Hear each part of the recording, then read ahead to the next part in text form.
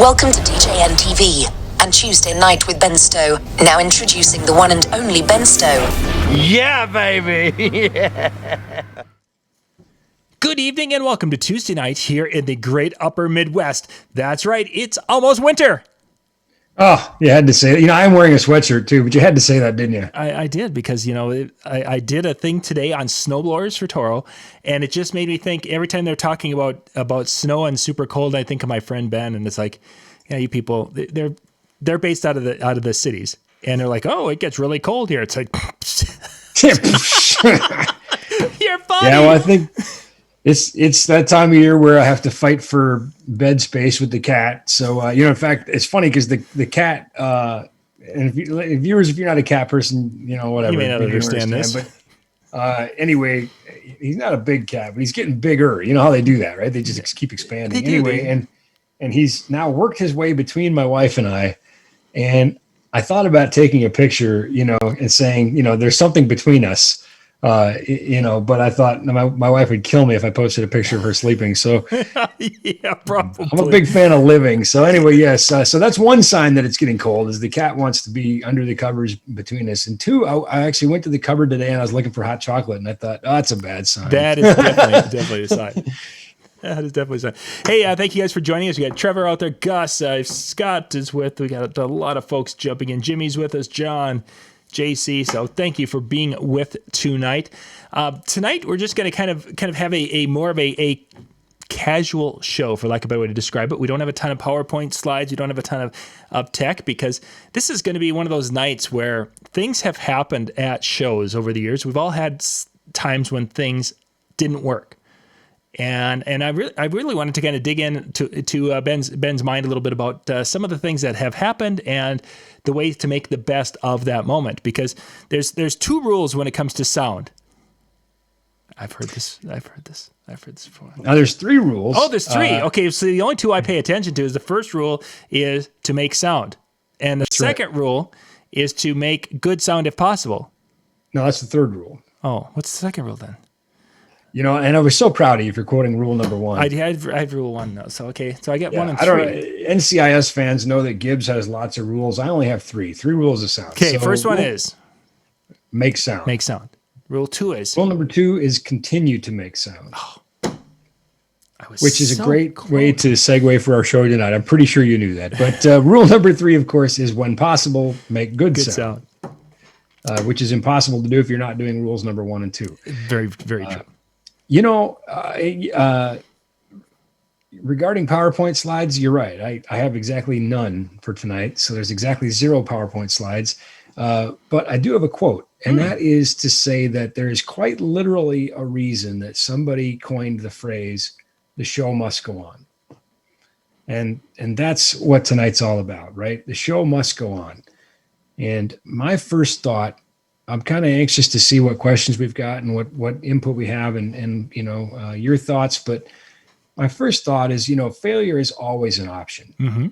And, we can prepare ourselves for the reasonably expected, and we can mitigate those things, but there's always going to be the unexpected. And what we find with experience is the unexpected gets smaller and smaller. Some things catch you by surprise once. They shouldn't catch you by surprise twice. Rule 4, start at rule 1 and repeat. Yes, exactly. Yeah. Rinse and repeat. I think experience is a great thing, even though that experience you may not have had experience with all of the different things that could fail. But I think experience gives you the confidence to not freak out when something happens. It's probably the most valuable part of that experience. Well, two things that come to my mind right as you say that. Number one, when we hire new people, this is actually a part of their orientation. We tell them that our definition of experience is it's something you get the minute after you needed it. Very true. Put another way, good decisions come from experience, most of which comes from bad decisions. But another story, and this reminds me of back when we were very actively involved in football communication systems, coaches' headsets, the things that football coaches used to yell at each other. To talk to each other. these systems got very expensive, upwards of $100,000, and now even more. And that's just, I think, indicative of the high stakes that is college football. These large Division I programs. And so we had a director of football operations that had bought a system from us. These things are kind of built to order. We built it in our shop. We tested everything. We shipped it off to them. We sent somebody there to train them on it. You get white glove service when you spend six figures, and we charge for that white glove service. Oh, so yeah. It's part of the tab. Is here's the flight, here's the technician, whatever. One of those things was that we would send somebody to a game, their first road game, because now, of course, they have to use this thing in an away stadium and all those X factors. So the first road game, we would send somebody.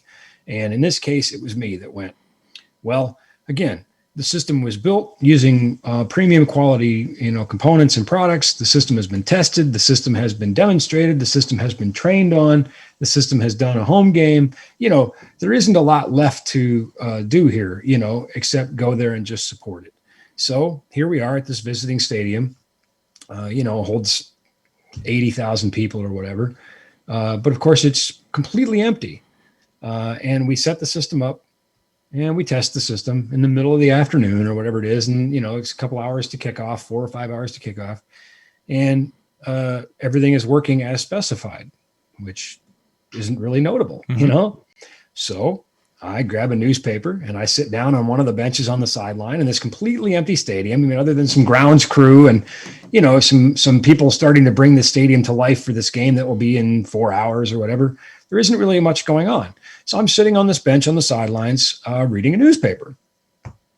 And the director of football operations, the guy responsible, he comes by and he says, "Well?" And I said, "Well?" And he says, "Everything good?" I said, "Yep, everything's good." He said, "Did you test it?" I said, "Of course I did." "Well, did you do this?" "Yes, I did." He said, "Well, you don't seem like you're all that, worked up about this. You don't seem like," I think he said exactly, he said, "You don't seem like you're taking this seriously." And I said, "What would you like me to do? The system works. Mm-hmm. The system is tested. There is nothing further to do except relax and rest my brain so that in 4 hours, when there are 80,000 people in the stadium and it counts, I am emotionally and mentally prepared to deal with whatever comes next." Right. And he said, "Well, if this thing doesn't work, I could get fired." I said, "Well, that's unfortunate because failure is always an option, but I'm here just in case." So basically, in summary, I said, "What's going to happen if this thing doesn't work?" I said, what's head coach going to do?" He's like, "He's going to freak out." I said, "Okay." I said, "What are you going to do?" He said, "I'm going to freak out." He said, "I'm going to throw this thing at you." And I said, "All right." I said, "Now, if I freak out, did it make any sense to fly me halfway around the country to be here?" I said, "Or should I be of a calm state of mind to address whatever comes next to restore the system to a working state so that you can continue with the game?" He smiles and he's like, "That's why I brought you." I'm like, "All right." And I picked up my newspaper and I kept reading it. I'm like, "Go away, leave me alone." Exactly. Moral of the story, preparation is essential. At some point you can only prepare so much, but two, then is part of that preparation is preparing yourself to, like you said, not panic, to, work the solution, to say, what do we have? What's going on? How do we get from point A to point B being a working solution again? So why don't you throw some scenarios at me and we'll try to imagine how we might handle those. Well, one scenario that has happened to me in the past is I had when we had powered speakers, a speaker went out. I've had one situation where I had a top go out, and I had one situation where a sub went out. And because of, and we've talked about this in prior shows, because of having a level of redundancy within the speakers, you can still function.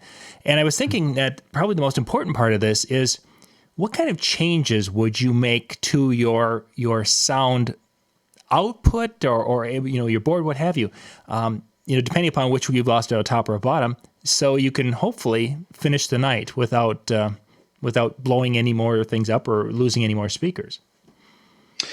Well, so let's start with the sub, because that's an easy one.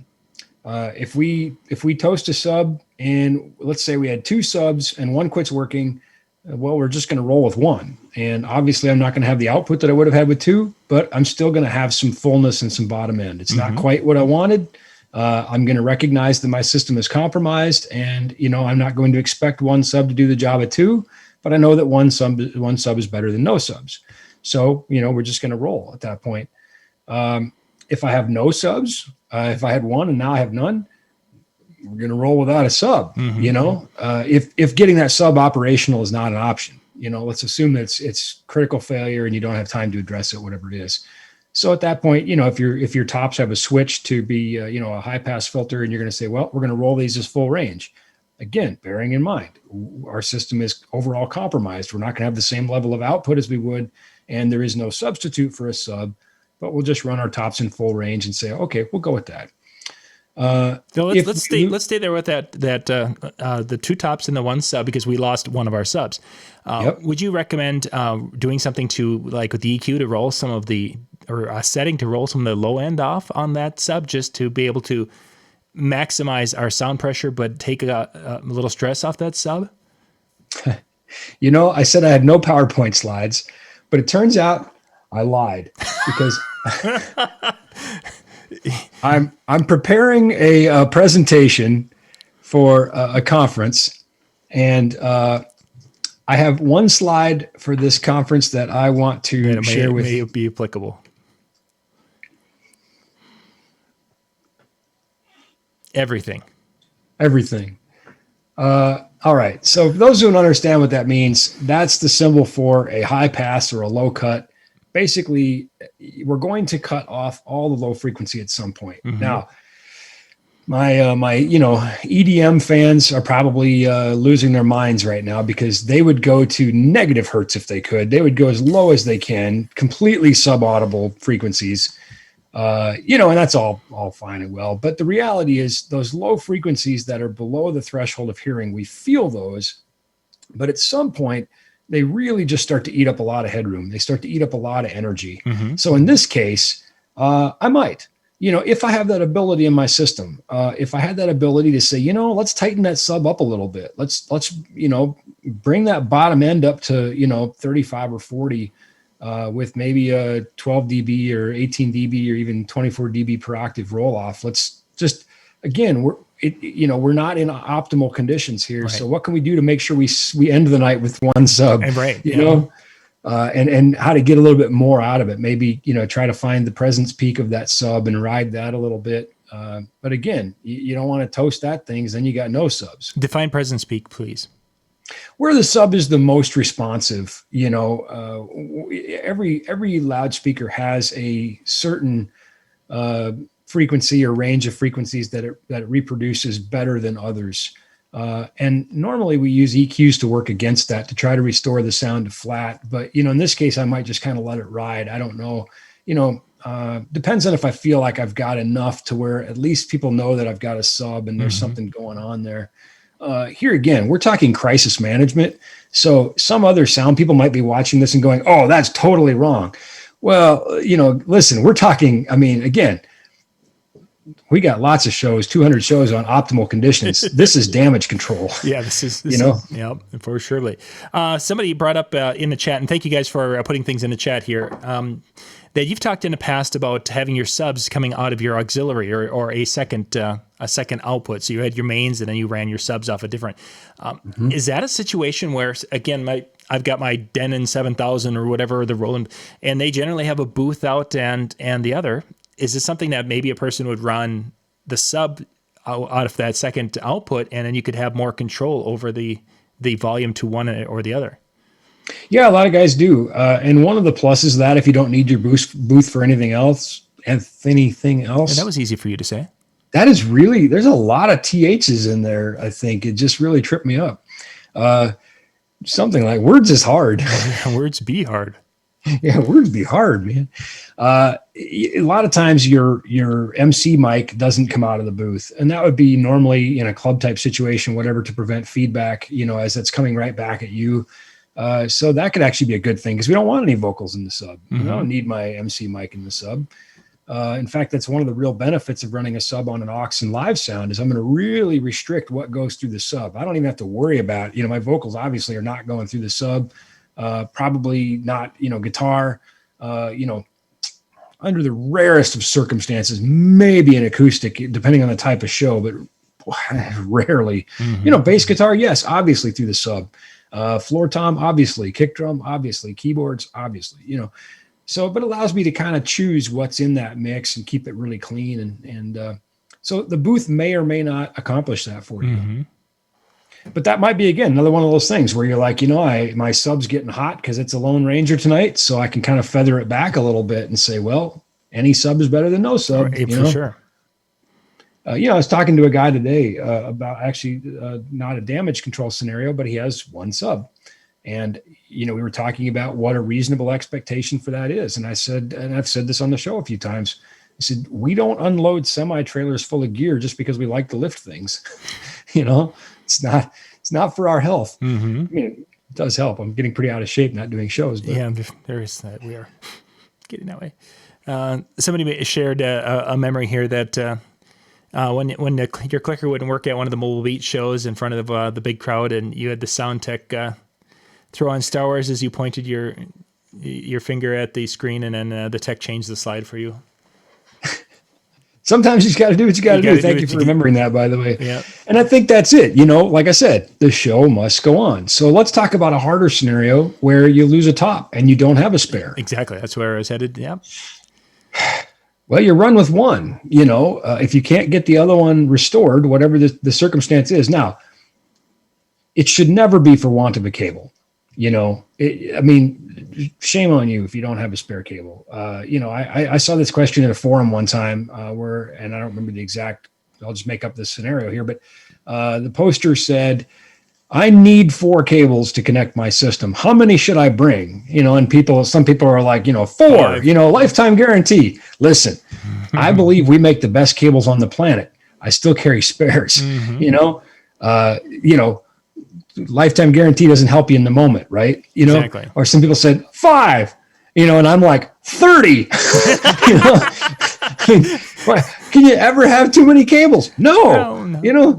What I mean, okay, yes, you might have to hump some more gear around and it takes up space, and I get that. And maybe they stay in the trailer. I don't know. We do that sometimes. We leave stuff in the truck. It doesn't even come out. Spare consoles, whatever, But honestly, having a couple of spare cables, that isn't going to set you back much. And by the way, speaking of cables, I don't know if you saw the actual final finished product. No, we just had that one little. Look at that. Yeah, this is the real deal right here. This is a ready to ship. Look at that gorgeous. Got the silver on the heat shrink and the silver on the fancy. Beautiful. Look at that. Wow. So happy. 100% made in America. Nice. Anyway, I just had to share that. Yeah. I happen to have that on my desk here today. So, so let's assume it's not because of a cable. Let's assume it's something catastrophic. Now, if it's an output on your mixer, well, that's pretty easy. Just link to the speaker that's working. You can roll with one output, but let's assume it's the speaker itself and the magic smoke got out of it and it has gone to meet its maker in speaker heaven. Sure. Magic smoke. That's a neat phrase. Well, Howie knows this. This is like electronics school 101. Every time they build something electronic, when at the final stage of assembly, like this thing here, at the final stage of assembly on an electronic component, they put magic smoke inside the box to make it work. That's breathes life into this thing. And if the magic smoke ever gets out of the box, it's not going to work anymore. That's why they put those little warranty stickers, void if open. Yeah, you don't want to let the smoke out. So, when you send it in for repair, that's what they do. They put the magic smoke back in and then it will work again. So now don't be confused by these vent holes and things. That's okay. They're all right. Yeah, that's just there for aesthetics. It really doesn't affect the smoke. So yeah, the smoke is safely sealed inside, but if you let the smoke out, that thing will not work. So everything's a fog machine if you use it wrong enough. There's that. So at that point, we're down to one speaker. We don't have a spare. We don't have any options for bringing that speaker back online. Here again, optimal? No. Call it a night? No. roll, you roll with one speaker. What other choice do you have at that point, but we could look at if your speaker has two inputs, maybe run both your left and right to it. Now, bear in mind that you've effectively doubled the input voltage. So kind of just keep an eye on how hard you're driving that speaker. And remember, you're trying to fill a room with one speaker. You may not be able to hit the levels that you want to hit, but at least you'll have the full left-right content of the music summed into effectively now a mono signal at that point. But you will still be able to make sound, rule number one. And you will be able to continue to make sound if you don't blow that one up, rule number two. And how would you recommend not, what to keep an eye on or what to be thinking about to not blow it up? Because, obviously, okay, we're wanting to have that one speaker do as much as possible. Mm-hmm. That could be I think we did a show on this, how to not blow up your speakers, and it's really worth a watch. Everybody should watch it because I think there's a misguided belief that powered speakers can't blow. But I think, anybody who's been around the industry long enough knows powered speakers can blow. Even really good ones can blow. And without, rehashing that entire show, some of the things I'd be really worried about would be average energy, just keeping that thing from getting too hot. Heavily compressed music, and lots of it, is going to be a factor. This might be one of those times where, if I can high pass that speaker a little bit, take some of the pressure off the bottom end, just try to run with a signal with good dynamic range. And to a degree, you don't have much control over that. It's your music's pre-recorded, whatever. But then, just like driving your car, don't keep the tack in the red, just back off it a little bit. Anybody who's seen Jaws knows that Quint should have laid off the throttle. And if he did, that ship would still be floating, so. An 80s shark movie. That's we're making references there. Yeah. Sure signs of getting old. Oh, wait a second. Was that a late 70s? It was late 70s, actually. Yeah, but I was going to say, I can't remember if it was 70s. I ever tell you the Jaws story? 78, okay. No, 77 or 75. Yeah, no. It was yeah. No. So, I don't know. It was Shark Week. And this was back when we used to travel and go places. Remember those days? Oh, yeah, yeah. And that used to be a very big part of my life, where I was traveling a lot. And it meant, sacrificing time at home. But sometimes, even though you're traveling a lot when you're at home, you just want to, relax and do your own thing at home, So it was Shark Week, and I was watching a documentary on the making of Jaws. And my kids were young. I think my son was like 5 or 6. And so my daughter would have been like maybe, 2 or whatever. And they weren't into this documentary at all, not a bit, And I said, "This is Jaws. Don't you like Jaws? Haven't you seen Jaws?" "No, we've never seen Jaws." And I'm like, "Well, you need to watch Jaws." And I was trying to get them into the documentary so they would let me watch it, basically. So I think it was about a day or two later, I'm back on a plane, and I had this crazy long layover in Minneapolis, St. Paul. And I was walking around, and, there's that one store with the electronic gadgets and whatever. And I was looking for some different things, keyboards for iPads and whatever. And anyway, the clerk, it was nobody but me in the store. It was like 6 a.m., 6:30 in the morning, some ridiculous hour like that. And she said, "Can I interest you in some DVDs?" And I said, "No, I'm not buying any DVDs." I said, "Not unless you have," and I look, and there it is, director's cut, Jaws. And I'm like, I guess I am buying a DVD today. And so I bought this DVD in the airport. Man, was my wife hot about that. She said, "You bought a DVD in the airport?" And I said, "It was cheaper than online." I got a great deal. Anyway, so I bring this DVD home after this trip. And like my 6-year-old son and I watched Jaws, and they're just a much more sophisticated age because, we were scared to death of this thing. Oh, yes. They saw right through it. He's like, "That's a fake shark." I'm like, "All right, well, whatever. Just watch a movie anyway." So about 2 days after that, I'm back on a plane again. And this was for the DJ Expo. And just as luck would have it, the room that I got was facing the ocean, which in Atlantic City, your odds are pretty good that that's going to be the case. So I thought, that's a really cool view. So I sent a picture from my room back to my wife, my kids, and, here's the beach and there's the ocean. And via my wife, who's sending these messages, my son says, "Are there any sharks out there?" And I said, "Oh, I don't know." I said, "Maybe it could be, I thought he was worried about sharks, So I was kind of trying to downplay it, And he said, well, go out there and find out.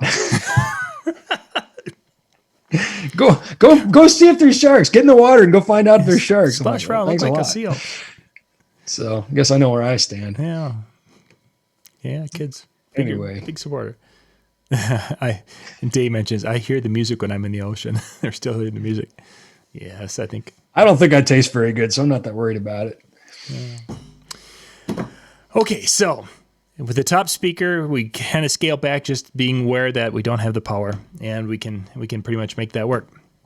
Let's go kind of up the chain, or back down the chain, however you want to look at it, is we get to a situation where we lose a controller, and we didn't bring a backup controller or mixer.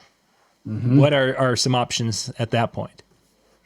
Well, almost every computer or phone has some way to output audio. Most computers still have a 3.5 millimeter headphone jack. Certainly not an ideal way to output sound, but again, ideal went out the window when the controller went out the window. Mm-hmm. So whether it's the USB bus on your computer that died, your USB cable, which you should always have a spare, or your controller, whatever the case might be, 10,000 things can go wrong. At that point, we're down to just getting sound out of the computer and into our speaker. A couple ways we could do that. This would be an ultra simplistic way, where we've got a 3.5 millimeter cable, and it is a mono sum to a single XLR. So plug that into our speaker and we're off to the races. You could link between speakers, and that's one option. Another option, of course, everybody's seen these, 3.5 millimeter to RCA. If your speaker or some other device, again, if the USB bus went out, but your controller is still running, you could actually still go through the controller at that point, into an RCA input.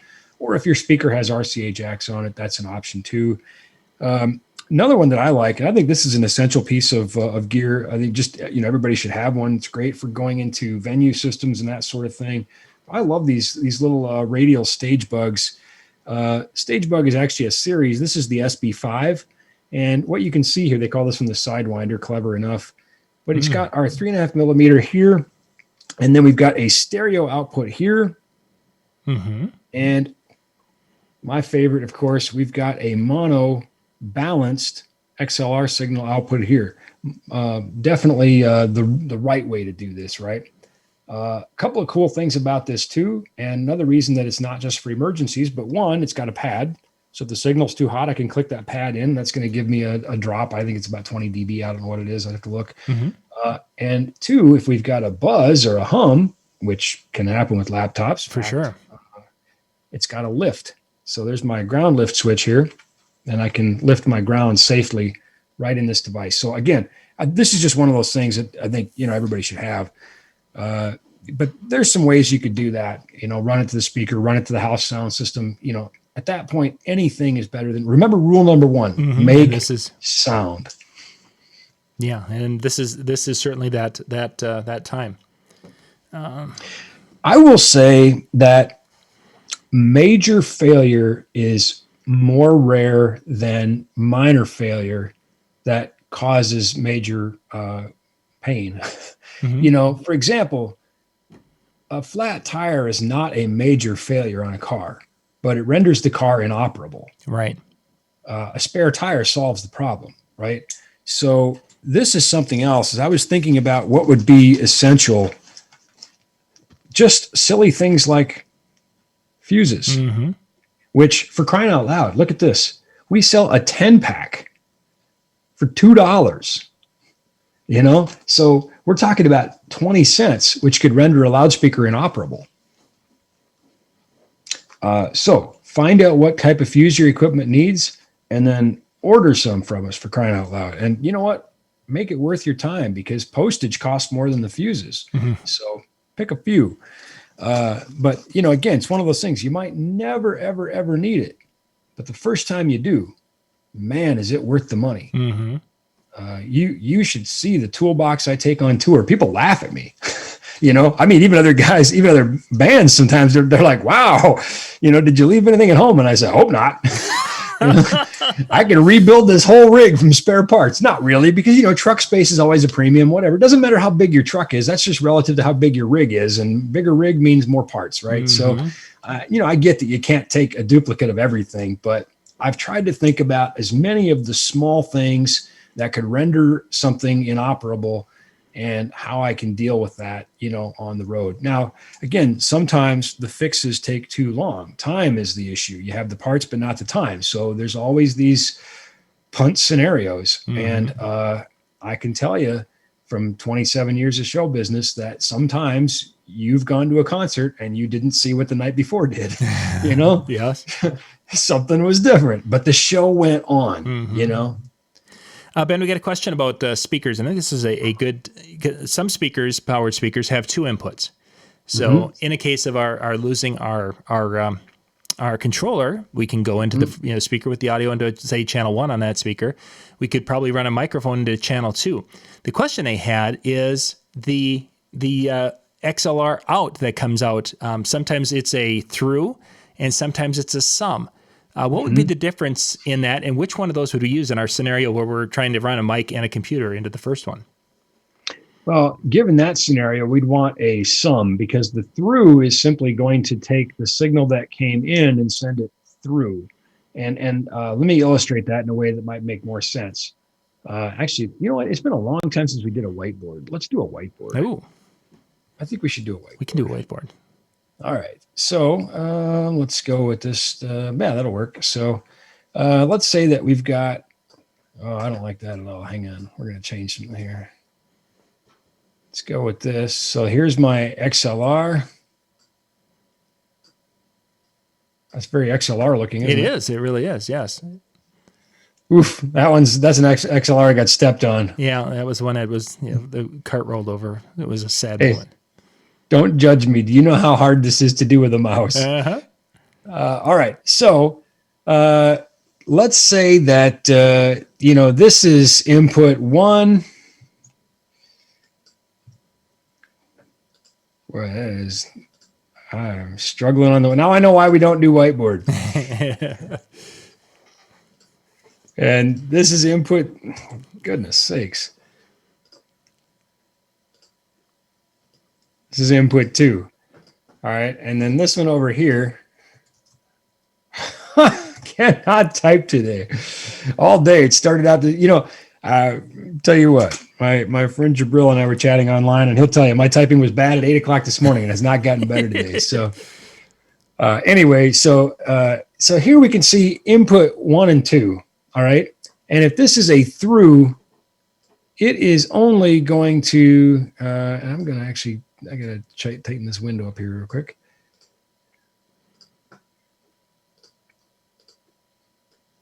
It is only going to take that one because it's just taking that signal through.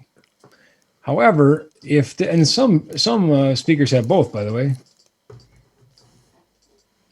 If this is a mix, well, then we're going to get them both. Okay. And we're going to get that relative to the levels that we set for each channel. It's basically a post-mix output to the next speaker. Okay. Does that make more sense? Mm-hmm. So that would certainly, in this scenario, we would want to, if our speaker had that would be the one we would want to use. Yeah, absolutely. Because through, you're going to get one of the two and not both. Which you could still function that way, having the music in both sides and just have the microphone in one. So it's not the end of the world, but obviously the mix would be preferred.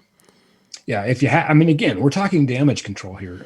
Speaking of damage control, I have a friend who I don't know if I should say his name or not. He did post this on Facebook publicly. So, but anyway, I'm not going to say his name just in case Ryan doesn't want me to. So, sure. He ripped his pants at a gig. That could happen. That can totally happen. I think all of us have ripped something at, whether it's a shirt or something. You catch it. And this was a very poorly placed rip. Oh, I hate that.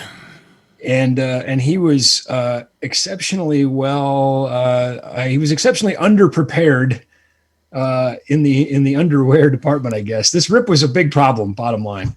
So bottom line, I see what you did there. Yeah. He used gaff tape. And he actually posted it and tagged us, and was how he said, "Boy, I never knew how great NLFX gaff tape was for this, but it saved my bacon tonight." So, but I think that is one of those things where the old saying about duct tape and baling wires, and do not compare duct tape to gaff tape, but the analogy stays here. That could be one of those things where start to think about how do we come up with creative solutions to get us through the night, and I guess. All the years I was a wedding DJ, I don't think I ever brought a spare pair of pants. So I'm certainly no better than him. Yeah. But it's just one of those things where maybe after this, he might go, you know what? I'm always packing another pair of pants. I don't know, that's how we get to the experience thing. But anyway, gaff tape is one of those things, and, or the other, things that would have multiple uses, where you can use them. I've seen posts of people using gaff tape to hold taillights in place after they hit a deer or whatever. I guess it wouldn't be a taillight if you hit a deer, probably be a signal indicator. But anyway, just go with it. Just go with what I'm saying. There's multiple ways to use it and sometimes save the day. The show must go on. Excellent. And of course, we've talked about microphones in the past at different shows, that if you're, wireless, could go down to wired. And if you only had wired, the headphone, talk a little bit about that, of why a headphone can function in some cases. Well, okay, before I do, let me say, I think there are levels of practicality here where you shouldn't really find yourself in this spot for a multitude of reasons. Wiring it such to get into your mic preamp would be number one, that I feel like it's much easier to have a spare mic. And as you said, if you have two mics and one goes down, you still have a mic. Whether it's wired or wireless, doesn't matter. If you're down to one, you still have one.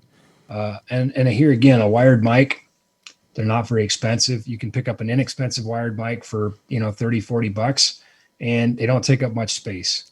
So not a bad idea just to have a spare mic, because without a mic, what's an MC? Very quickly. Now I do remember a wedding that I DJ'd, and we had a tornado, and power was out for several hours.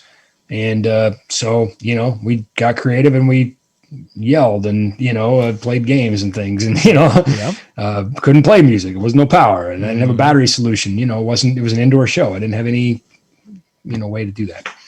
So what you're talking about, we're talking extreme, like, Tom Hanks, Wilson, Gilligan's Island sort of thing here, The professor has a way to still send a signal to the. Yeah, I mean, we're on it's almost MacGyver science fiction at this point, except that it is based in science fact. And that is that a speaker operates much in the same way that a dynamic mic does. A dynamic mic has a coil and a permanent magnet. And the movement of the diaphragm causes the coil to move in relation to the permanent magnet, and that creates an electrical signal. And just the opposite in a loudspeaker, where the electricity applied to the coil causes it to move against the magnet, and it moves the speaker, creating sound. So in essence, if you wired a speaker into a mic preamp and you talked into a speaker, headphone speaker or otherwise, it would in essence work as a mic. Now, of course, there are some interesting, challenges here with regard to impedance and that sort of thing. 8 ohm speaker versus, 600 ohm mic or something. But electrically speaking, they're very similar, and it will work. I would save that, though, for like trying to contact passing ships on a desert island in a state of desperation. It's not my first go-to as an MC. Especially when, as you say, a wired microphone are not that expensive. They don't take up much room. But it's always a novelty to talk about. It is. It's kind of fun that people don't realize, that they are electrically very similar. And again, there's been refinements made that each makes each better at its unique purpose, but fundamentally, they are about the same. Which reminds me, I used to have a model cutaway of a speaker, and I need to get that out. I need to get it back on my little wall of fame back there. Yeah, yep, because we refer to those things every once in a while. It's like all of a sudden it's like, ooh, this would be a good spot to demonstrate or to. Funny story. I was talking to a guy, I guess it just was late last week, and something in our conversation, we were doing a video chat, and I was helping him with some challenges something in our chat reminded me of something to go back there and get to bring into the chat. And throughout the entire video chat, it didn't occur to him that this is the same room that we do this show on. And all of a sudden he goes, "Oh my God, you went to the DJ and TV wall." It's like, "Oh my God, this is like a live episode of Tuesday Night with Ben." And I'm like, yeah, it is. When you put it that way, you know, and this is funny. This was not something I had planned for my show, but it is literally just something that's sitting on my desk. And wireless antennas, spare wireless antenna. And, you know, it was probably, 16, 17 years ago. I was speaking at an event in Chicago, and I was using a wireless mic. And I'm not going to say the brand because it's embarrassing for the manufacturer. Actually, I should, because the mic kept working. But the manufacturer's rep was talking to somebody about their mic, which I was using. And he was showing this person the receiver in the back of the room while I was speaking 100 feet away on the stage, whatever it was, 50, 70 feet. And he dropped it. In the middle of my presentation, he dropped the receiver and broke the housing broke loose, antenna snapped off. He did a number on it. By the way, the mic never dropped out and my presentation went on. I did like the rest of the day. But anyway, the receiver was pretty mangled up after that, and the antenna was broke. And I certainly didn't like the fact that I was now running on 1 1/4 antennas. So for all of, you know, posterity, I then started carrying a spare RF antenna in my laptop bag. It takes up the same room as a pen, you know, a little quarter wave antenna, the same room as a pen, no biggie. And it's good So, to go. yeah, I think that's another thing. Spare antenna, spare cables, you know, the usual suspects. Why do you carry spare tires and not spare carburetors? Well, one, because nobody uses carburetors anymore. But two, I'm not a car guy. Sorry, it's the first thing came to mind. Yeah, but two, you're more likely to lose. We'll go to fuel injectors. Does that make you happy? It's closer. So you're more likely to lose a tire than you are a fuel injector. There we go. That one works. A carburetor. Or a carburetor. Or that blinker fluid. The blinker fluid is more likely to run out before you. Okay. Oh, yeah. Oh, yeah. That blinker fluid will get you. I remember one time we sent an intern to get some. It was laser. Actually, it was laser fluid. We sent an intern to go get laser fluid, but it's the equivalent of blinker fluid. Exactly, yeah. Yeah. And what's even better is it was at a trade show, and we sent them to a laser booth and told them we needed it for our display, and they must have caught on right away because they played along. So we had this guy going back and forth. It's fantastic. We're not nice people sometimes. Yeah, we need laser fluid. And if I'm being totally honest, it was actually my baby brother who had come along because he wanted a free trip to Vegas. So you know what? I don't feel bad at all. Oh, yeah. Don't volunteer to go help Ben in a booth. It could be. You all, okay, so you remember Mobile Beat and the booth we had there, right? Mm-hmm. So let me, oh gosh. I have to find this picture. You'll have to come up with something entertaining to say real quick, John. Well, we'll talk about next week. Next week, with our week next week, we're going to be doing our virtual expo here for the fall. So Monday and Tuesday night, we're going to be having educational content seminars. We've got, I think, about 21 or 22 seminars that are going to be running starting at 7. I believe we're going to start at 7 p.m. is what we'll be starting at Eastern. And it's going to go from like 7 to 11 each night, Eastern, Monday and Tuesday. So tomorrow, Jimmy and I will get the graphics done for the actual schedule. We've got all the times now, so we can get the things slotted and all the information about what topics are going to be hit, who's going to be presenting next Monday and Tuesday night. So our regular Tuesday night shows and Monday night shows will not be happening next week, and we'll be back in 2 weeks with our shows. Scott, the kind of laser fluid, I believe he's looking for the low viscosity laser fluid because the high viscosity, it just doesn't work as well. It's the best kind for sure. Yeah. Oh, goodness. I got to find this picture. You got to keep talking, John. No, I do. It's worth it, though, if I can find it. David mentions the booth you guys had at DJ Expo a few years back where you had all the cables and wires and such. That was one of the, I think it was shortly after you guys started to make the combined power and audio cables, because I think you had a whole display of all sorts of different things at that show. Yeah, that's where the like the white cables came from. We listened to people, and that one we had a few requests for before we were able to make it happen. But enough requests, we're listening, we're tuned in, and we always try to accommodate people. Speaking of the white cable in conjunction with that power and audio, are you going to be doing versions of that where you're putting it together? So that we actually already have. Oh, okay. I didn't. I don't use white things, so I just know the black ones. It's not quite as white, to coin a phrase.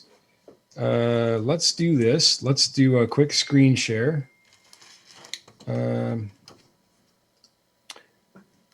Alan, it's very possible that it's a picture you took, but I found it, so we're good. So, okay, you should have a screen share right now. You should see our website. Yes. There you go. Apparently, you can gear up for your Halloween display. That would be a good idea. That would be, yeah. Hop on to nlfxpro.com and place your orders. We're going to search for our hybrid cables, and there is the black version, and here is the white version. Now, unlike the white mic cable, which has the white powder coated ends and is white all the way through, here it's a white mesh over the black hybrid cable, so it makes it whitish. We call it the Stormtrooper. And of course, we couldn't get white ends, so the ends are not white, but everything else is white, and you really don't see the ends that much. So, yes, we do have these, and yeah, you can buy them right now. Yep. Okay. Somebody had asked about that in the chat. So this picture from the NLFX Facebook page. This is from the Mobile Beat show 2 years ago, I think. Yes. Yep. The lumberjack flannel shirt. Yes. Our legendary service. And what you will see, of course, is a smiling me. I'm happy because I'm visiting all of our friends at Mobile Beat. And just on the other side of Babe the Blue Ox, that is my daughter right there. So very lovely and talented girl. She gets all that from her mother. But the best part about this is, so they were in Vegas for spring break and they agreed to stay a couple days longer and just help us out at the booth. In the Blue Ox suit is her boyfriend. So that's, you know what we did to my brother was nothing, You want to date my daughter, you're going to get in the ox suit. You're going to get in the ox suit for 3 days. Go. Exactly. Man, he's a great kid. I hope he doesn't watch this show because I don't want him to know that I think he's a great kid. But, they've been dating for like 7 years. I'm starting to warm up to him. It's good. But that was a defining moment, because that thing was hot and sweaty. This is Las Vegas. And he took it like a trooper. So I guess he's paid his dues as far as I'm concerned. Oh, fun. Well, gang, we're going to wrap things up tonight. We had a little discussion on a few things to keep that show going when a few things might go wrong. Hopefully that helped and gave you some ideas. And if nothing else, hopefully it'll stimulate some thoughts if you have something that dies at a show and you'll be able to I remember them talking about, let's see, if your speaker dies, you pull out the gaff tape and tape your underwear. Yeah, you more or less got it. I think that's the sum of the show. Just gaff tape your eyes so you don't see the problem anymore. No, I think the parting shot here is like the football story that I told. Keep calm. There may not be a good solution and there may not even be a solution, but chances are there is. And you'll have a lot better odds of finding it if you're not in a state of emotional, disarray. You just have to sort of disconnect, objectify, say, okay, what is in front of me? What do I have? I'm on the desert island. What do I have? What can I get? And how can I deliver this, the best product I can now to my client. But my last thought here is that thought process should occur before you leave for the gig. Again, have a spare tire. Excellent. Rule 1 is to make sound. Rule 2 is to continue to make sound. And rule 3 is to make good quality sound if possible. Good job, John. You've earned some ice cream. Yay! We'll be back in about 10 minutes.